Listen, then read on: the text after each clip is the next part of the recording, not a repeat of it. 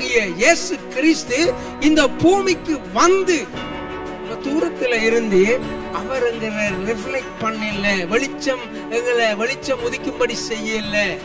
எவ்வளவு ஒரு அன்பான தேவன். தேவ ஜனமே, நானும் நீங்களும் இன்னும் ஆண்டவர்ல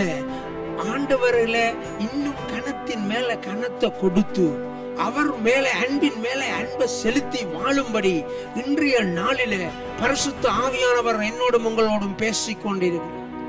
உலகத்திலே வந்து எந்த மனுஷனையும் எங்களுடைய வாழ்க்கையில எங்களுக்கு தெரியும், பயங்கரமான மோசமான வாழ்க்கையில இருந்து மனுஷர்கள் எல்லாம் ரட்சிக்கப்பட்டிருக்கிறார்கள்.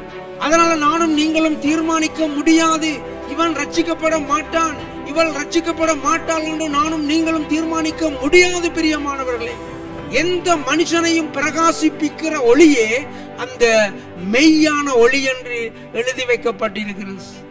அதுதான் உண்மை.